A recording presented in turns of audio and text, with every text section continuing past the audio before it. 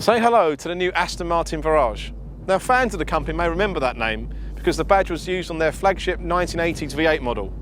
But now it's on the car that sits between the DB9 and the DBS. Under the bonnet you've got the same 6-litre V12 engine that you found in those existing models, but it's got 20 horsepower more than the standard DB9 and 20 horsepower less than the DBS.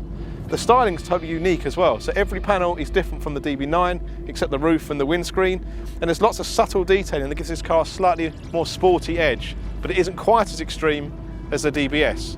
So could it be the perfect GT car? Well, probably, but it has one problem. The Mercedes SLS AMG.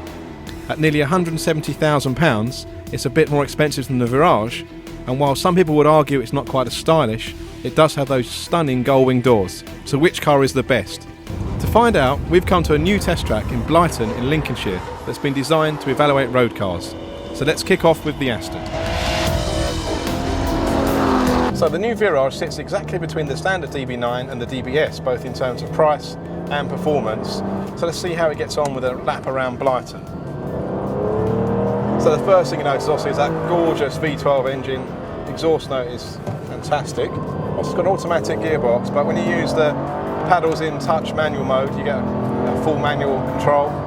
It's not as fast on the upshift as some of the more modern double clutch systems, but it's fast enough, to be honest. And through these fast S's, you can feel how well the Aston changes directions. It's got the same Aston really sharp front end that you find in all the Aston's current cars, which gives you lots of confidence as you turn into the corners. It comes as standard with ceramic brakes, so there's plenty of retardation into this tight chicane.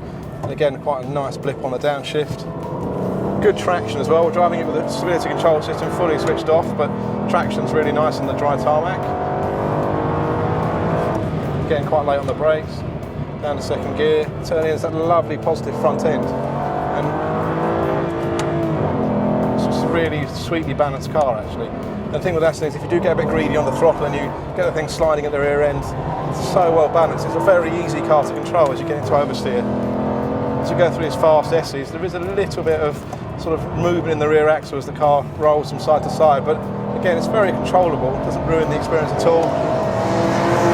Very engaging car to drive fast. Again, really low on the brakes into the ABS, and again, you can see there by being greedy with the throttle, starting on lots of oversteer on the exit of the corner. Just a really beautifully balanced car. Make no mistake, the new Virage is seriously impressive, but the SLS has more power, so can the Mercedes teach it a thing or two? Time for a hot lap in the SLS. So let's do a lap in the SLS, and we've put the transmission into the manual setting, to the fastest gear change setting. We've got the stability control fully turned off, and we'll come around now and start a lap of Brighton. So you can see the track's quite narrow, and there's a big bump there as we come across the first section, turning into a tight left-hander. You can see how narrow the track is. And the thing that's amazing about the SLS is it's got loads of huge amounts of power, 650 newton meters of torque, and yet, even with the traction control turned off, there's quite a lot of rear grip. It's just beautifully balanced. You can sense when the traction comes in, and then as you get on the power, using the gear change lights in the dash, straight line performance is absolutely stonking. Again on the brakes, quite a lot of dive on the braking, but it's very well controlled. Beautiful blip on the downshift with the gearbox, double clutch gearbox, that's really nice gearbox. And again, really good traction out of that tight chicane. Up to about 100 miles an hour now before we're braking hard with another left-hander. And you can see all the corners are not big, wide open racing track corners, they're actually nice, fairly tight corners that are really good for testing road cars. The turning on the SLS is amazing, so really positive. The steering's quite light, but there's loads of feel, great positive turning, and just stacks of grip. And if you watch this fast chicane, the change of direction from left to right and back again is just amazing. Really hard on the brakes here at the end of the lap. Feel the ABS working. You can see there, if you dial in loads of opposite lock, if you're really aggressive with the throttle, you can make it slide. It's beautifully balanced as it slides. Fantastic car. So which one's the ultimate GT car? Well, in truth, they're both the ultimate GT car, but we have to pick a winner. So which one would I go for? Well, I love the SLS, the drama of the doors, the sheer performance, and the occasion of that V8 engine.